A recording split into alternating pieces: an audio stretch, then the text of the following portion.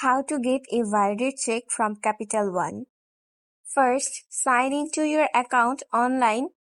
Select the account you would like to order checks from.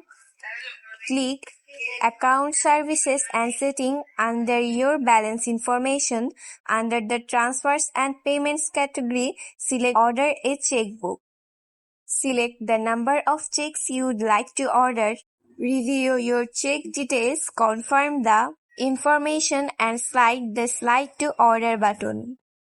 If you already have checks, simply take one and write VOID across it in large letters.